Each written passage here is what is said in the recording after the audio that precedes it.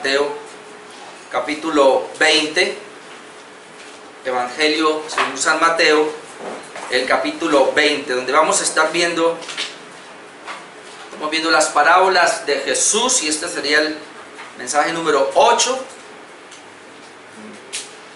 Creo que esta es la novena parábola que estamos viendo ya. Y hoy vamos a mirar la parábola que se ha denominado, o por lo menos como usted tiene el título ahí, los obreros de la viña. Mateo 20, leamos desde el 1 hasta el 16 para entrar en la exposición de esta noche. Dice así la palabra de Dios: porque el reino de los cielos es semejante a un hombre, padre de familia, que salió por la mañana a contratar obreros para su viña, y habiendo convenido con los obreros en un denario al día, los envió a su viña. Saliendo cerca de la hora tercera del día, vio a otros que estaban en la plaza desocupados, y le dijo: y también vosotros a mi viña, y os daré lo que sea justo. Y ellos fueron.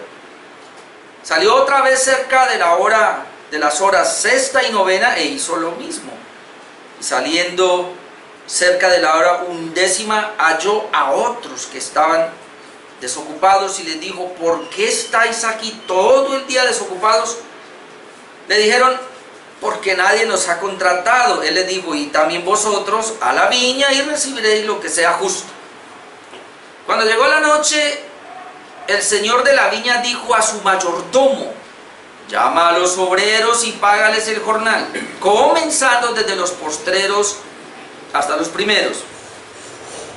Al venir los que habían ido cerca de la hora undécima, recibieron cada uno un denario. Al venir también los primeros, pensaron que habían de recibir más, pero también ellos recibieron cada uno un denario.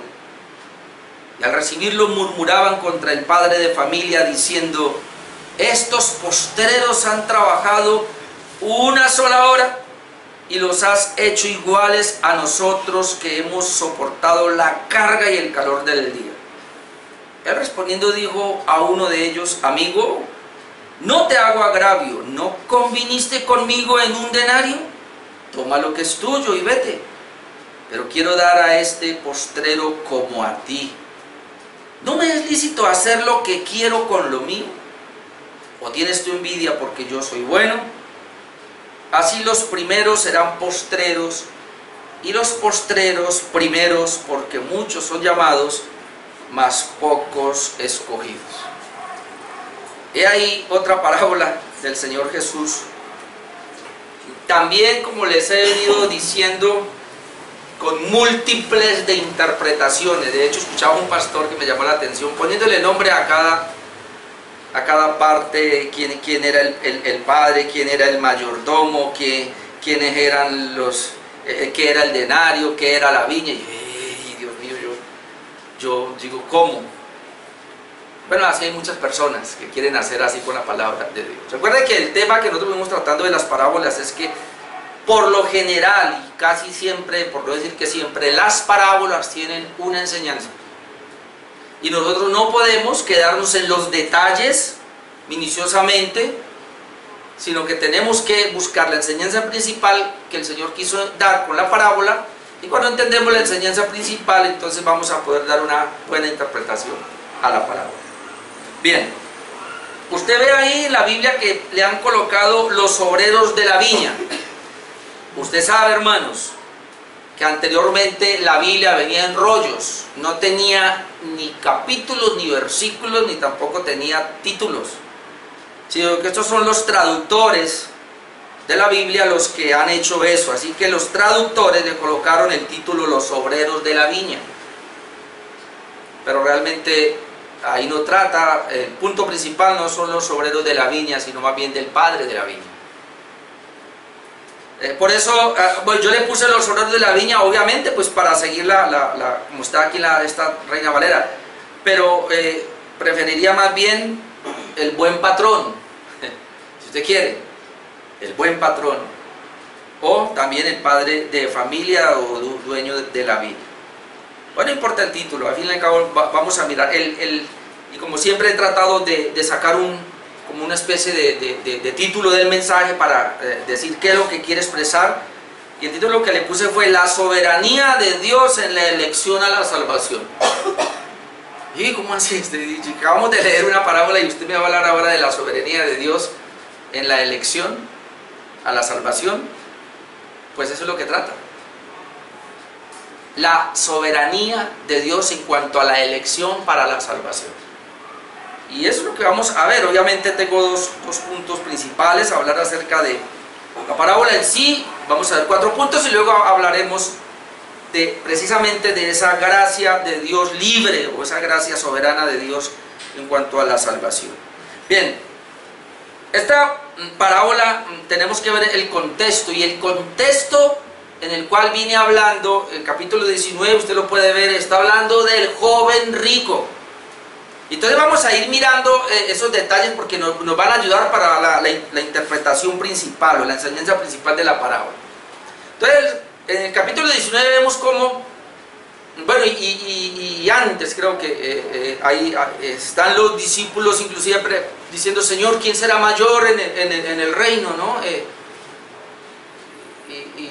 Y otra vez viene la mamá de los hijos de Zebedeo y: Señor, yo quisiera que pusiera a mis 2 hijos, uno a la derecha y otro a la izquierda en tu reino. O sea, ellos están pensando en tener privilegios. Pero el joven rico en el capítulo 19 se acerca a Jesús y dice: Señor, ¿qué bien haré para heredar la vida eterna? Ahora note la expresión del joven rico. Él está diciendo: Señor, ¿qué bien haré para heredar la vida eterna o para ser salvo? El Señor le dice: guarda los mandamientos. No, yo todos los he guardado. Ah, bueno, si es que los ha guardado, vende todo lo que tiene y dale a los pobres. Dice que él se fue porque tenía muchas posesiones, porque él amaba más, él tenía más, amaba los tesoros terrenales y no los tesoros celestiales. Entonces, en ese sentido Jesús dice: mira, es muy difícil, no imposible, pero es muy difícil que los que tienen riquezas puedan ser salvos, sobre todo aquellos que confían en las riquezas. Y hablando entonces, yo digo: bueno, pero para Dios no hay nada imposible. Entonces, mirando esa condición, quiero que vayamos al capítulo 19, versículo 27, porque entonces allí aparece no solamente los discípulos lo han dejado todo, sino que Pedro también, y él le hace una pregunta. Y esta es muy importante la pregunta. Ahora vamos a tener en cuenta, el joven rico, ¿qué dice? ¿Qué haré para ser salvo? Ahora, versículo 27 leemos así: entonces respondiendo Pedro le dijo: he aquí, nosotros lo hemos dejado todo y te hemos seguido. ¿Qué pues tendremos? ¿Notó? Mire entonces la secuencia que trae. ¿Qué haré para heredar la vida eterna? Y ahora dice: nosotros lo dejamos todo, ¿qué pues tendremos? Entonces, versículo 28. Entonces Jesús les dijo: de cierto os digo que en la regeneración, cuando el Hijo del Hombre se siente en el trono de su gloria, se está hablando de la segunda venida, vosotros que me habéis seguido también os sentaréis sobre 12 tronos para juzgar a las 12 tribus de Israel. Y cualquiera que haya dejado casas, o hermanos, o hermanas, o padre, o madre, o mujer, o hijos, o tierras, por mi nombre, recibirá 100 veces más y heredará la vida eterna. Pero note acá el 30, pero muchos primeros serán postreros, y postreros primeros, porque el reino de los cielos. Vamos a hacer esa conexión, versículo 30. Pero muchos primeros serán postreros, y postreros primeros, porque el reino de los cielos es semejante a un hombre padre de familia. Ahora pasemos al 16. ¿Cómo termina? Así los primeros serán postreros, y los postreros primeros, porque muchos son llamados y pocos los escogidos. ¿Ya notó el enlace? Ellos están diciendo primero: ¿quién va a ser más? ¿Qué voy a recibir? ¿Qué bien haré para heredar la vida eterna? Pero eso no solamente eran los discípulos, los fariseos, los judíos en general, confiaban en sus buenas obras, confiaban en guardar la ley de Dios perfectamente para heredar el reino. Y los discípulos, a pesar de que Jesús les había hablado de la gracia, ellos todavía estaban pensando que de acuerdo a su comportamiento en cuanto a su obra, ellos iban por lo menos a tener un lugar allá como un mérito a lo que ellos hacían. Ahora es bien impresionante porque, pues obviamente, la iglesia tradicional católica eso es lo que hace. Méritos para poder llegar a la salvación. Méritos para allá. Y lamentablemente muchos que se llaman cristianos también están pensando en los méritos. Por eso usted puede ver un poco de cristianos confiando en las obras, en sus propias obras, en sus propios méritos de alguna manera. Entonces, en ese sentido de que el hombre está mirando su obra como su propia obra, su propio mérito, y como que Dios de alguna manera va a mirar eso para recompensarlo, o en este caso para salvarlos y luego tal vez para recompensarlos. Entonces el Señor trae a colación la parábola de la viña, o de los obreros de la viña. Y eso es muy interesante que lo miremos. Ya vamos a ver la parábola en sí. Y lo primero que vamos a ver es que hay una contratación del padre de familia, versículos 1 al 7, una contratación. Y voy a ir verso a verso para mirar. Entonces el padre de familia sale a hacer la contratación, versículo 1. Ahora, eso del reino de los cielos vamos a tenerlo ahí para el segundo punto, pero es una semejanza. El reino de los cielos se asemeja. Es decir, la parábola que va a contar es porque tiene una semejanza con el reino de los cielos, es decir, algo parecido va a suceder con el reino de los cielos. En este caso ya vimos que es a futuro. Entonces dice, porque el reino de los cielos es semejante a un hombre, padre de familia, que salió por la mañana a contratar obreros para su viña. Y aquí hay algo muy importante que tenemos que comprender. Mira hasta dónde está hablando el Señor. No está hablando de un empresario. Él dice, un hombre, padre de familia, que tiene su finquita, su casa, pero al lado tiene una parcela, es decir, tiene un viñedo. Yo estaba mirando que dice que, yo no sé ahora, pero en ese tiempo, porque pues no conozco lo de la uva cómo es, pero en ese entonces dice que cuando la uva ya estaba en ciernes, que así, cuando estaba lista para decir, dice que había un día que era el punto para poder coger la uva y poder hacer un muy buen vino.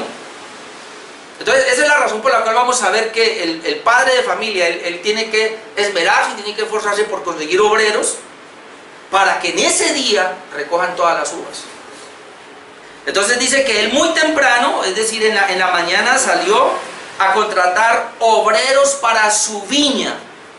Y obviamente en esa época se trabajaba prácticamente de 6 de la mañana a 6 de la tarde, era el jornal. Entonces él se fue al parque, digámoslo acá nosotros, en su contexto fue al parque, porque por lo general los obreros que no estaban laborando, que no han sido contratados y que no tenían pues trabajo, ellos también madrugaban y se iban a la finca o al lugar donde los contrataban. Yo no sé, muy parecido hoy día aquí usted ve a muchos camiones que trabajan en acarreo. Yo los he visto en Santa Elena, o sea, ellos se parquean ahí, pues ellos no saben quién los va a contratar. Entonces era muy parecido. Ellos se paraban allá, esperar a ver quién venía allá, quién viene pronto y nos contrata. Eso es lo primero. Bueno, entonces dice que lo segundo que vemos acá es que él contrata los primeros obreros y les ofrece el jornal de la época, que era un denario, es decir, esa era la paga justa.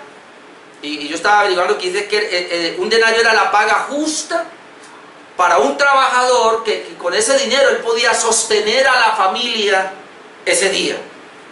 Es decir, ellos tenían que trabajar todos los días. Versículo 2. Y habiendo convenido con los obreros en un denario, los envió a su viña. Es decir, si los encontró temprano, yo no sé si, pero los mandó a trabajar toda la jornada.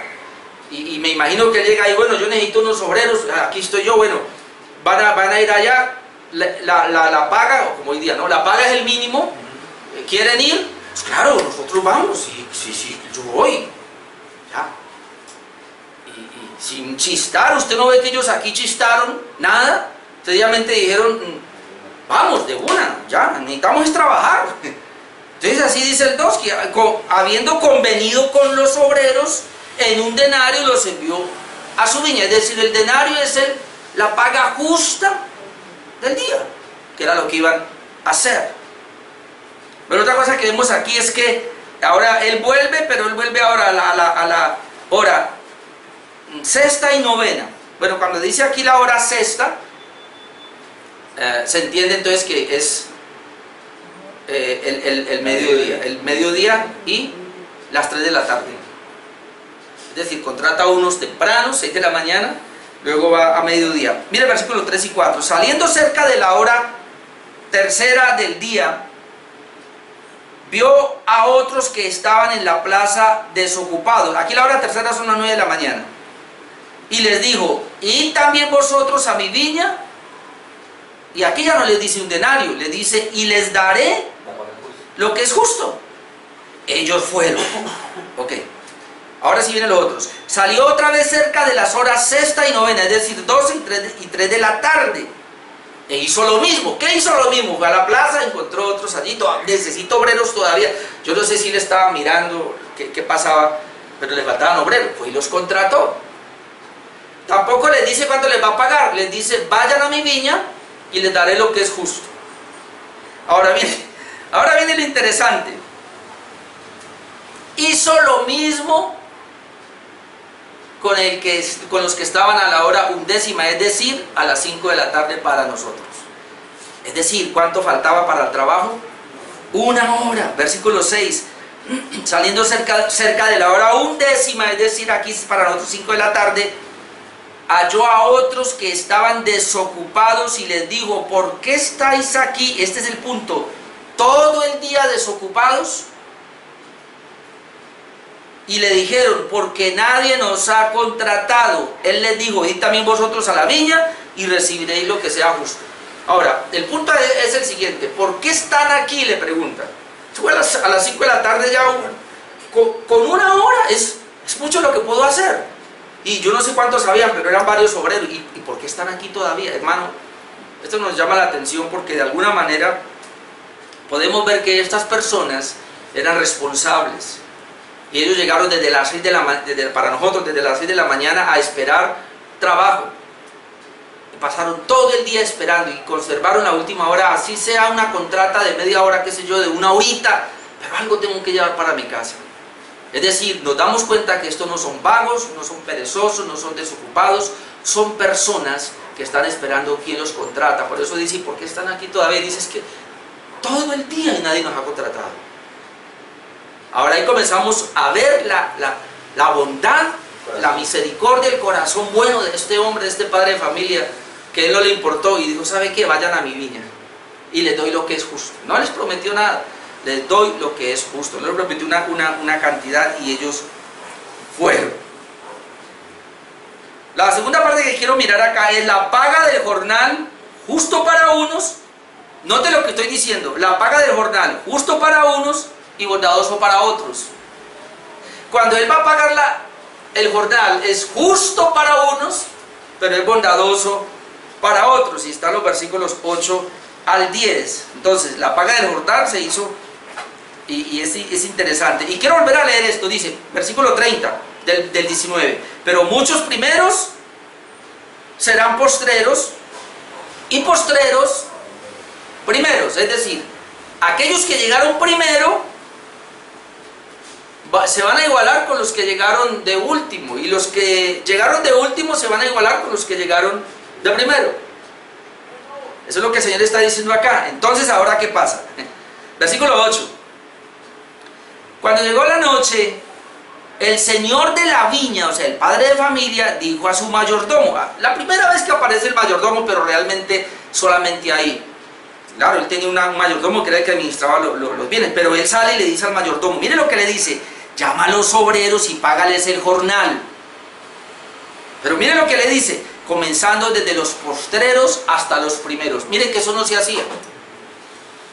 Es decir, normalmente, cuando iban a pagar, porque siempre se pagaba, y creo que en los campos hoy en día también se hace, en algunas partes, trabajan un día y 4 de la mañana, 5 de la tarde están terminando el almuerzo y luego los llaman, vengan. ¿Y a quiénes llaman? Bueno, los que trabajaron todo el día. Mire, si él hubiera hecho eso, no se hubieran dado cuenta. Porque sencillamente el que entró a las 8, digamos en los tiempos 8 y salió a las 5, recibe su jornal y se va. y los llama, hasta luego, chao, que le vaya bien, aquí está, pues vaya, y al final los últimos que trabajan vengan. Pero él lo hizo así, le dice, mira, vaya, se lo hizo a propósito, vaya y págueles, pero vamos a hacer diferente. Llame primero a los que contratamos a las 5 de la tarde, llámelos a ellos primero y les pague el jornal. Es bien interesante. Ahora, mire, está diciendo, y comenzando desde los postreros hasta los primeros. Vamos a ver qué pasó entonces ahora, cuando les va a pagar el jornal. Todos recibieron lo mismo, como decimos, lo justo. Vean, versículo 9, y al venir los que habían ido cerca de la hora 11ª, recibieron cada uno un denario. ¿Esto es justo o es bondad? Bondad. Esto es bondad. Trabajaron 1 hora. O sea, yo no voy a hablar aquí de equidad, de trabajo y todo eso, porque porque muchos pueden meterse en ahí, si es justo o no es justo, no. Vamos a ir al centro. Entonces dice que recibieron cada uno un denario. Al venir también los primeros, bueno, no habla de los otros, no habla de los de las 3, de las 2 y de las 9 de la mañana, pero fue lo mismo, porque le dijo, comience desde los postreros hasta los primeros. Entonces habla de los primeros, recibieron un denario, los que han trabajado 1 hora, luego los que trabajaron 3 horas también, los que trabajaron 6 horas también, los que trabajaron 9 horas también, y ahora van a llegar los que trabajaron las 12 horas en ese tiempo. Versículo 10, al venir también los primeros, note esto, pensaron que habían de recibir más. ¿Pero y por qué? ¿Cuál fue la contratación? Un denario. ¿Cuál fue el convenio? Un denario. Pero cuando ellos ven que le pagan al de 1 hora un denario, yo creo que ellos pensaron, 1 hora un denario, entonces ¿cuánto vamos a ganar nosotros? 12 denarios. No le echamos. Me imagino que ese fue el pensamiento, porque dice, al venir también los primeros pensaron que había de recibir más, pero también ellos recibieron cada uno un denario. Y al recibirlo, entonces aquí entra la otra parte, que es tercer punto, la murmuración de los primeros que trabajaron todo el día, versículos 11 y 12. Entonces, al recibir el denario, murmuraban contra el padre de familia. Miren lo que decían: estos postreros han trabajado 1 sola hora y los has hecho iguales a nosotros, que hemos soportado la carga del calor del día.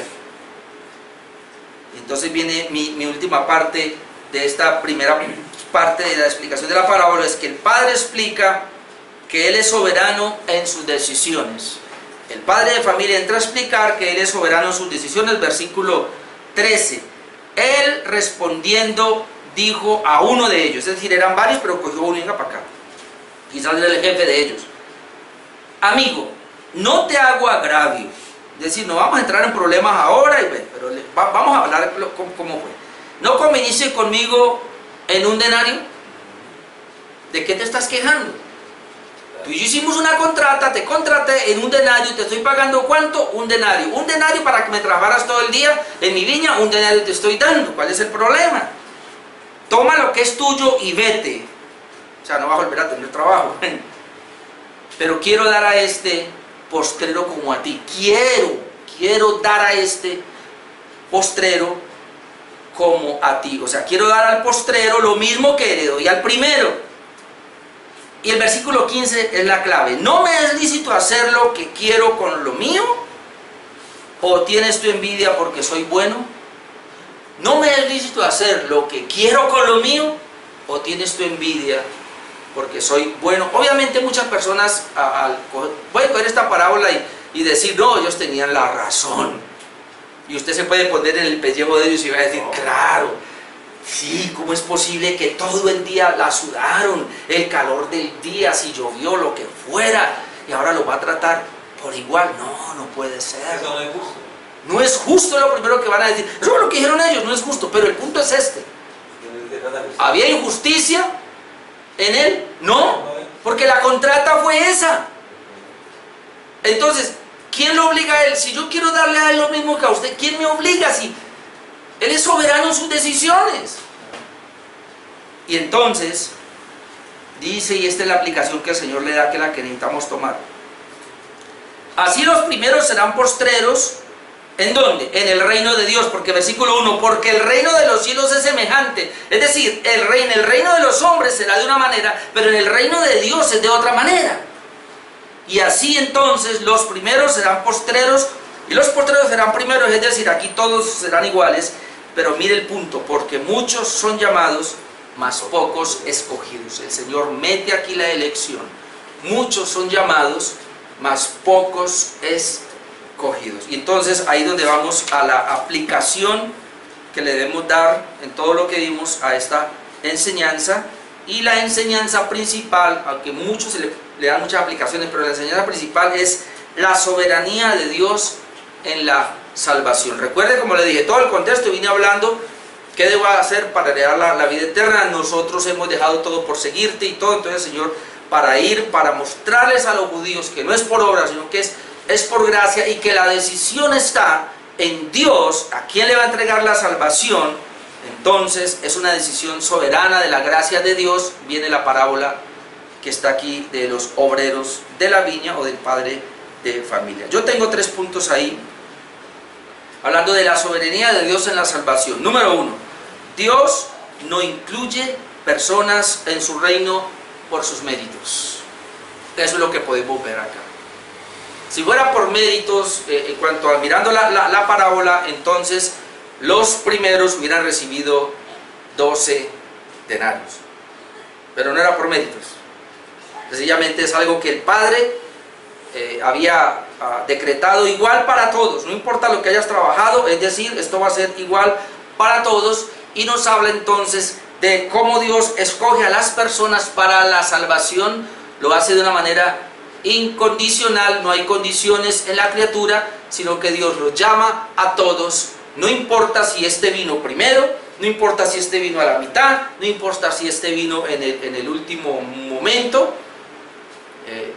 Podríamos empezar pues muchas maneras, muchas formas también. No importa si vino de niño, si vino de joven o si vino ya de anciano. Cuando Dios ha determinado salvar a una persona, lo hace con la misma gracia para todos igual. Uno no tiene más, porque no es por méritos.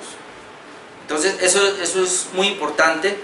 Entonces la elección incondicional es sin méritos, sin obras. Vamos a mirar un texto, 2 Timoteo 1:9. 2 Timoteo 1:9, que lo hemos dicho varias veces, pero es bueno que lo miremos siempre.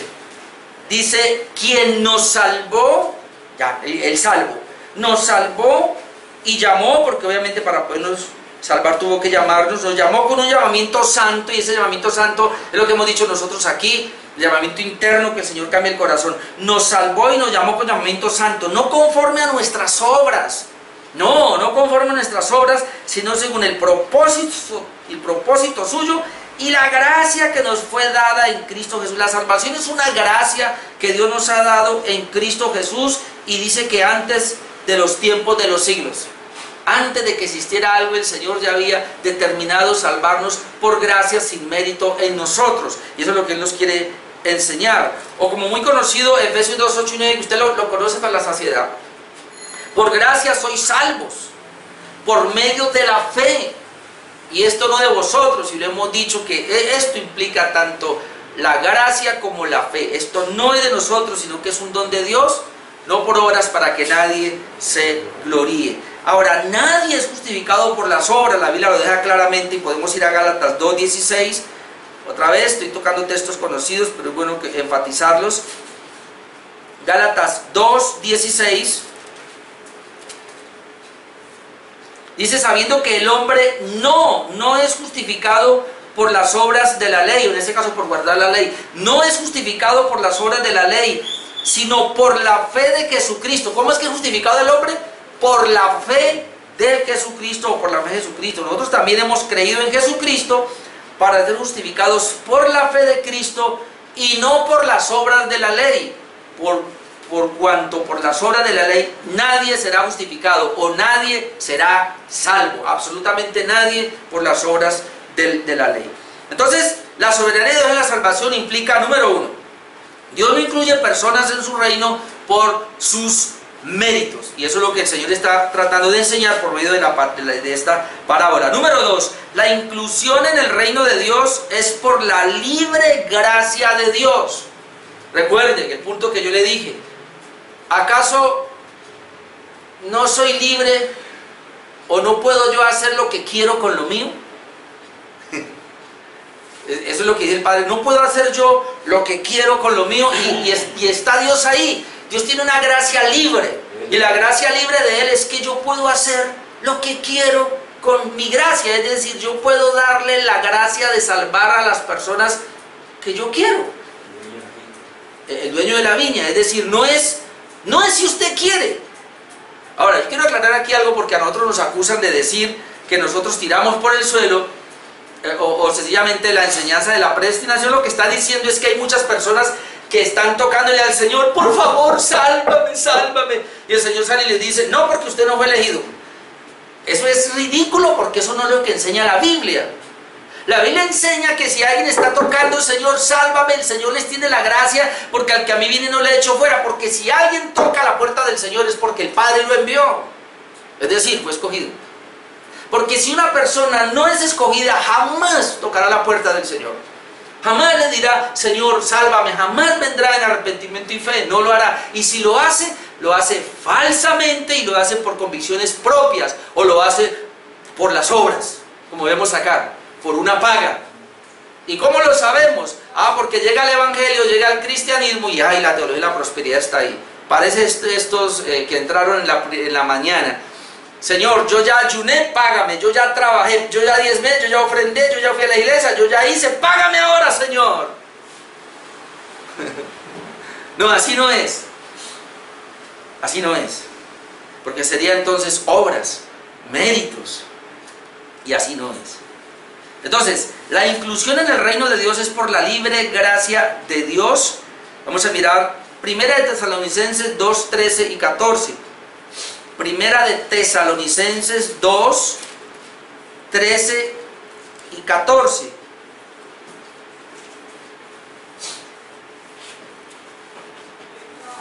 Dos, 13. ¿Será que es segunda? Creo que es segunda. Perdón, segunda. Puse primero.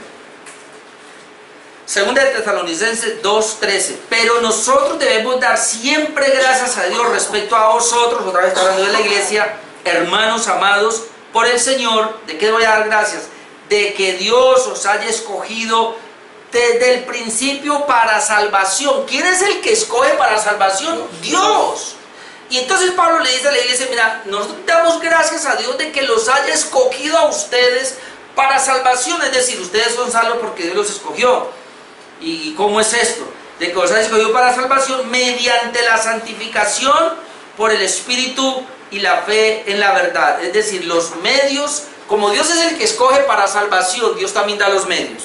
Dice que los medios aquí son la santificación por el Espíritu y la fe en la verdad, a lo cual os llamó mediante nuestro evangelio, es decir, ahí está el otro medio, para alcanzar la gloria de nuestro Señor Jesucristo. Ok, aquí entonces estamos dejando claro el punto número 2, que la inclusión en el reino de Dios es por la libre gracia de Dios.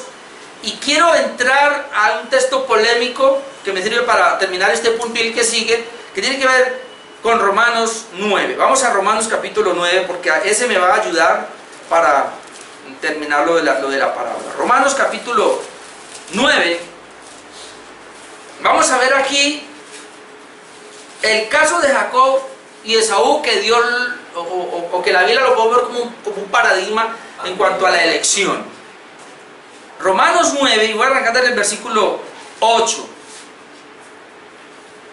Otra vez, recuerda que estamos hablando de la soberanía de Dios en la salvación, que es lo que quiere resaltar esta parábola. Romanos 9, versículo 8 es: esto es, no los que son hijos de la carne son los hijos de Dios, sino los que son hijos según la promesa son contados como descendientes. Esto es muy importante que lo entendamos, porque Dios llamó a Abraham no llamó a los otros familiares de Abraham. Y de los hijos de Abraham, a ver, creo que él con Cetura tuvo como 5 o 7, no recuerdo. Bueno, tuvo con la esclava tuvo 1, Ismael, 6, o sea, él tuvo 7 hijos. Y con Sara tuvo 1. Y Sara es el hijo de la promesa. Ahora vamos a ver qué dice la escritura. Entonces dice acá, es según la promesa, es que son contados como descendientes, porque la palabra de la promesa es esta: por este tiempo vendré y Sara tendrá un hijo. O sea, no es otra mujer, es Sara. Y no importa si Abraham tuvo más hijos, no, él tuvo 6 hijos más, 7 con Isaac, pero es el de Sara. Versículo 10, y no solo esto, sino también cuando Rebeca, ahora es Rebeca, concibió de uno, es decir, de Isaac, nuestro padre. Mire el punto, pues no había aún nacido, ni había hecho aún ni bien ni mal, para que el propósito de Dios conforme a la elección permaneciese, no por las obras, sino por el que llama. Es decir, otra vez, cuando el Señor los eligió, estaban en el vientre, ni siquiera habían nacido, es decir, ni siquiera habían hecho el bien y el mal. Pero ¿por qué esto así? Para que el propósito de la elección se cumpliera sin méritos. Eso es lo que está diciendo. No por obras, es decir, Dios no llama a las personas a la salvación porque ve que hacen algo bueno, o como enseñan a los arminianos enseñando mal,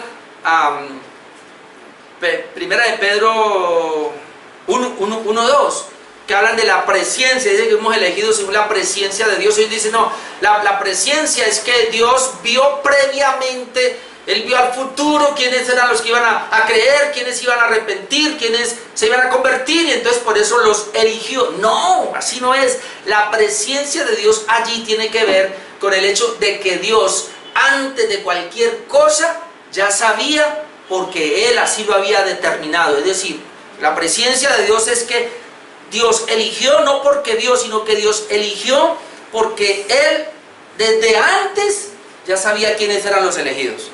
Y por eso les aplica la salvación. Entonces, eso es lo que tenemos que entender con la presciencia. No es porque Dios ve, sino porque Dios lo determinó. Y entonces, como Él lo determinó, por eso es que dice que fuimos salvos conforme a la presciencia de Dios. Pero bueno, sigamos leyendo porque quiero que vayamos hasta el 20. Luego dice, versículo 12, se le dijo, el mayor servirá al menor, como está escrito, a Jacob amé y a Esaú aborrecí. ¿Por qué Dios ama a Jacob si es el más malo y aborrece a Esaú, como dice ahí la escritura? Tenga en cuenta esto, por la elección, porque Dios es soberano. Si fuera por algo en la criatura, hubiera elegido a Esaú, pero eligió a Jacob, el engañador, el más malo, el mentiroso. Entonces, mire lo que sigue diciendo el verso 14. ¿Qué pues diremos? ¿Que hay injusticia en Dios? Porque es lo primero que la gente va a decir. Entonces dice Pablo acá, en ninguna manera, en ninguna manera. Luego dice, pues Moisés dice, tendré misericordia del que yo tenga misericordia y me compadeceré del que yo me compadezca. Es decir, es Dios el que determina a quién le va a dar la misericordia. Es Dios el que determina de quién se va a compadecer. Así que no depende del que quiere, ni del que corre, ni del que trabaja mucho, ¿no? Sino de Dios que tiene misericordia. Depende del padre de familia. No es lo que ellos hicieron, porque si fuera de lo que ellos hicieron, pues es que les podía dar a los que trabajaron 1 hora, 3 horas, 6 horas, 9 horas, y los otros hubieran salido recibiendo mucho y con el erguidos y uy, nosotros acá y no, qué tal que la salvación fuese así por mérito, ¿no? Entonces, y dependiendo de eso, entonces el que más obras haga va a estar más cerca del trono y los otros muy lejos. No, así no es.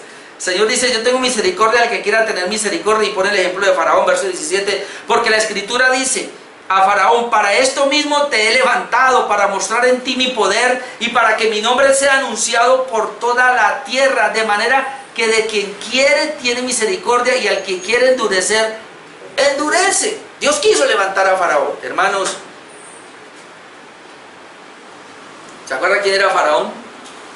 ¿Se acuerda que se levantó junto con Moisés desde niños? Y el Señor escoge a Moisés, lo manda al desierto cuando él regresa, ¿no? 40 años en Egipto, 40 años en el desierto, a los 80 años viene y está el mismo que eran amigos, que jugaron juntos, bolitas. Ahora él es el Faraón. Pero el Señor dijo, a este lo escojo para que guíe a mi pueblo, a otro, a este para que lo endurezca, porque quiero mostrar en él mi poder. Sigue diciendo, vamos a 18, de manera que quien quiere tiene misericordia y quien quiere endurecer, endurece. Pero me dirá otra vez, ¿por qué pues inculpa? Porque ¿quién ha resistido su voluntad? Y mire la respuesta, hermanos. ¿Sabe que hay muchas preguntas de esas que Dios no responde? Te vengo a traer en la Biblia que muchas preguntas que le han hecho a Dios, Dios no las contesta. Y si no, vaya, mire el libro de Job. Job le hizo tantas preguntas a Dios y Dios no le contestó ninguna. ¿Cómo es que dice? Dios se guarda el derecho a... ¿Qué más? ¿Admisión? ¿Más? Esto es derecho... ¿Cómo es? ¿El juez? ¿Cómo es que dice? Bueno. Reserva del sumario. Esta es la reserva del sumario. El Señor no va a contestar. Entonces por eso dice, pero me dirá alguno, ¿por qué inculpa? Porque entonces dice, verso 20, más antes, hombre, ¿quién eres tú para que alterques con Dios? Hermano, nosotros en la teología estamos conociendo quién es Dios. Y mientras más lo conocemos, como que nos agachamos más. Una persona que conoce a Dios no puede levantar su voz frente a Él. ¿Quién eres tú para que alterques con Dios? Ahora mire, dirá el vaso de barro al que lo formó, ¿por qué me has hecho así? ¿Puede el vaso de barro levantarse contra el alfarero? El alfarero sencillamente dijo, yo quiero hacer un vaso de barro como a mí se me dé la gana y el modelo que yo quiera darle, y ya se lo dio, ya lo puso ahí, píntelo y todo, y se va, ¿por qué me hizo así? Dios es el alfarero y Él nos hizo a nosotros así. Pero vengo para mi último punto. La justicia de Dios y su bondad para con la humanidad. Hermanos, la justicia de Dios y su bondad para con la humanidad. ¿Qué es lo que está representando en la parábola el padre de familia? La justicia de Dios y la bondad para con la humanidad. En la parábola vemos que el padre de familia fue justo y fue bondadoso. Es decir, le pagó a los que trabajaron las 12 horas en ese tiempo, hoy son 8, les pagó a los que trabajaban las 12 horas lo que ellos merecían. Hermanos, le pagó lo justo. Pero a los otros les pagó bondadosamente. Y sobre todo se recalcó el de la hora undécima, es decir, la última hora, que trabajó menos, les dio bondadosamente. Ese es el punto que quiero resaltar. La justicia de Dios y la bondad de Dios para con la humanidad. Y no se asuste, hermano, pero en cuanto a la salvación y en cuanto a la reprobación. Vamos a mirar versículo 21 al 24 del mismo Romanos 9. Versículo 21. ¿O no tiene potestad? Claro que la tiene. El alfarero sobre el barro para hacer de la misma masa un vaso para honra y otro para deshonra. Y aquí, porque está hablando de Dios que tiene misericordia del que quiere tener, y está diciendo que Él elige a unos y a otros no, y ahora dice, coge a toda la humanidad y los pone en una masa de barro. Y yo estoy de acuerdo con la mayoría de los comentaristas que dicen, reformados obviamente, que dicen que esa masa es putrefacta. Y de esa masa putrefacta el Señor hizo sencillamente un vaso, es decir, una persona como es, pero hizo a otra persona diferente. Es decir, de esa misma masa hace unos, sé que esto es duro, pero de la misma masa putrefacta hace unos y les paga lo que merecen. Dios es justo, enviándolo al infierno. Y de la misma masa hace a otros y les paga según su bondad, su gracia y su misericordia, y los salva. Esa es la libre gracia de Dios, la soberana y libre gracia de Dios en cuanto a la salvación, que es lo que nos quiere mostrar en esa parábola. Dios dice, ¿acaso yo no puedo hacer lo que quiero con lo mío?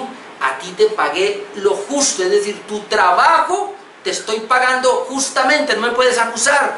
Y lo mismo va a hacer el Señor cuando envíe gente al infierno. A ustedes los estoy enviando justamente, a ustedes les estoy dando justicia, a estos otros les estoy dando gracia, les estoy dando misericordia. Nadie puede acusarme a mí. porque yo soy justo y por eso los he salvado a unos, pero también tengo justicia y a otros les doy conforme a lo que son y a lo que merecen, y esa es la paga que ustedes merecen, el infierno. Sigamos leyendo acá, versículo 21, no tiene potestad el alfarero sobre el barro para hacer de la misma masa un vaso para honra y otro para deshonra, y que si Dios, y este es el punto, queriendo mostrar su ira, y esto va de la mano de la venganza de Dios y de la justicia de Dios, y que si Dios, queriendo mostrar su ira y hacer notorio su poder, soportó con mucha paciencia los vasos de ira preparados para destrucción. Es decir, como lo hemos dicho aquí, hermanos, enviar gente al infierno es exaltar la justicia de Dios, su ira y su venganza. Estamos mirando los atributos de Dios, la teoría sistemática, y no hay uno mayor que otro.